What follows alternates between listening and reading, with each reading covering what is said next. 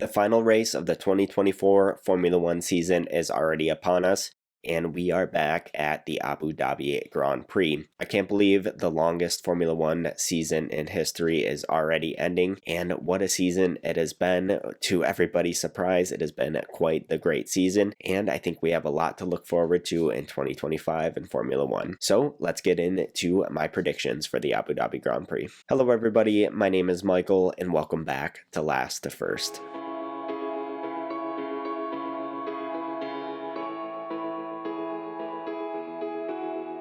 For one last time in 2024, let's get into my predictions. If you are interested, give the video a like and a subscribe, and comment down below what are your thoughts on my predictions and what are some of your predictions as well. I'd love to hear them.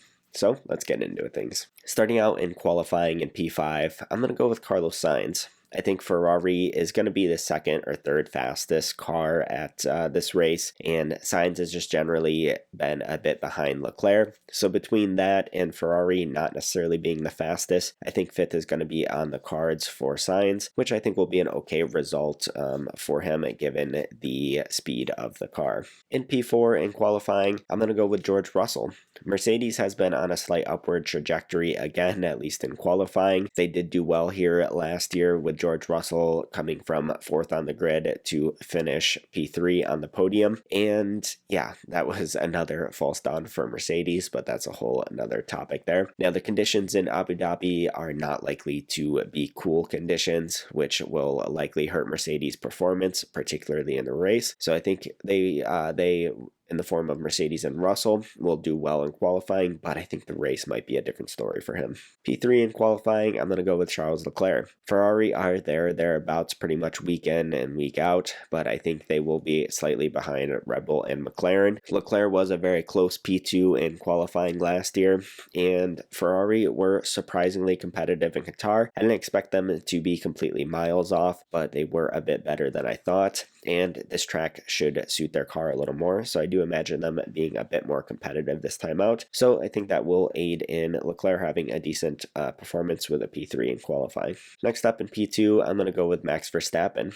Red Bull and Verstappen certainly aren't the favorites or guaranteed to be the fastest at the moment, but they are certainly right back at the front and not way off the pace like they were in their recent slump. Verstappen just does not let up even when he has already won the championship, so I know he will be gunning for a pole and another win to finish out the season. For pole position, I'm going to go with Lando Norris. I am expecting Norris and McLaren to be right back at the front of things. I think McLaren should be the favorites again, despite Verstappen and the Red Bull's uptick in form. McLaren could have arguably won and should have won in Qatar had they not made some mistakes and had qualifying gone a bit better and had Red Bull not quite pulled together to make all the changes that they did after the sprint that really turned their weekend around. But I am expecting Norris to be back with another pole position to set himself up for an exciting race. Next up in the race in P5, I'm going to go with Oscar Piastri. Piastri has been, of course, on a bit of a slump as of late. I've talked about him a lot and my disappointments with him lately, but he did get back to a better performance in Qatar.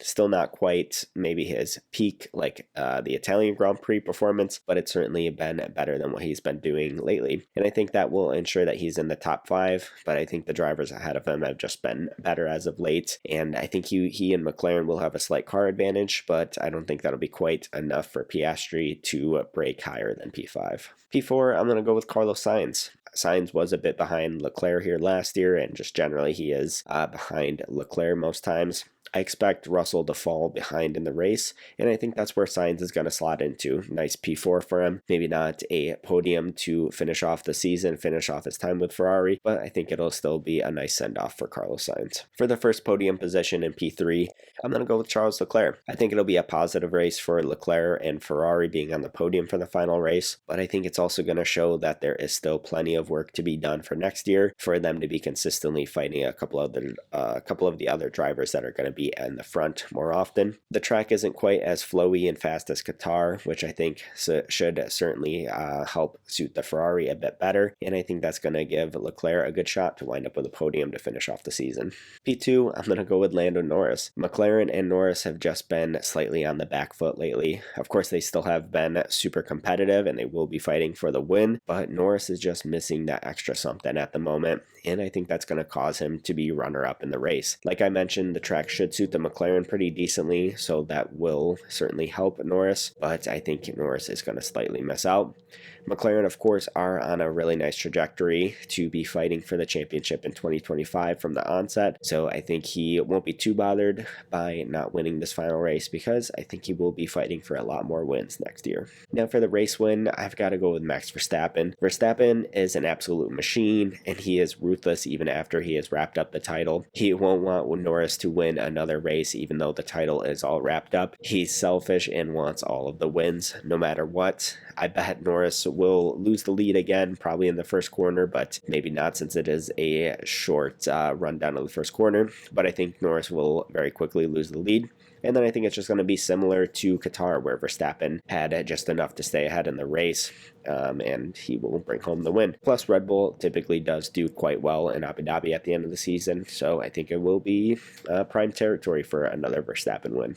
For my masterclass of the weekend, I'm going to go with Charles Leclerc. He's had 2 second places in a row here in Abu Dhabi. Him and Ferrari seem to do quite well around here, and Ferrari just generally has been pretty solid operationally this year, so I think that will help Leclerc and them have a smooth race. And Leclerc's just been on a bit of a good run of form at the end of the season, so I think all of that is going to aid in a really great Leclerc performance. Again, the track is a bit less curvy and flowy, so that should help suit the Ferrari.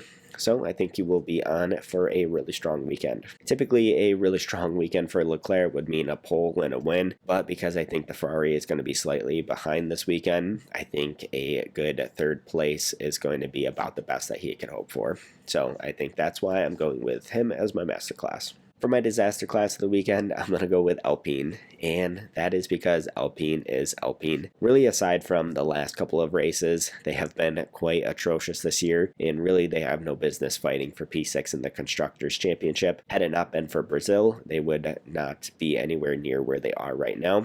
And I think Alpine is just going to absolutely blunder it in the final race. Between Alpine being Alpine and now having a rookie in the car in the form of Jack Doohan, I think that is really going to hinder their chances of securing P6 in the championship. It is a tight battle between them and Haas with only 5 points, and I think that's going to make all the difference in the world.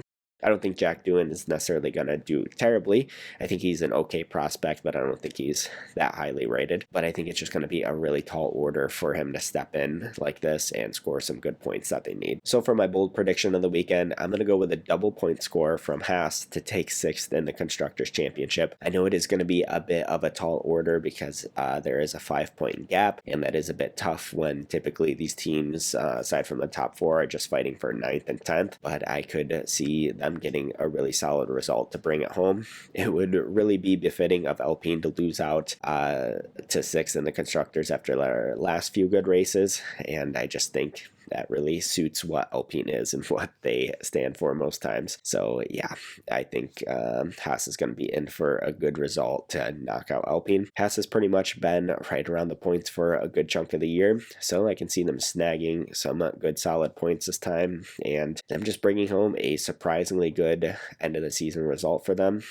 Even if they do wind up in P7, I think they couldn't ask for that much more given the competition around them, and they've been way more competitive than I think anybody would have expected them to be this year. So those are my final predictions for the Abu Dhabi Grand Prix for the last race of the 2024 season. I really can't believe that it is all over. Let me know what you guys think down below. Please give the video a like and a subscribe if you are interested. You can also follow me on social media. I'm on X as Last to First Real, first spelled F1RST. I'm on Instagram as Last to First. Of course, find me on all the major podcast platforms as Last to First and on YouTube as well that way. So I just want to say a big thank you to everyone tuning in for this video and all my past videos and all the support as of late.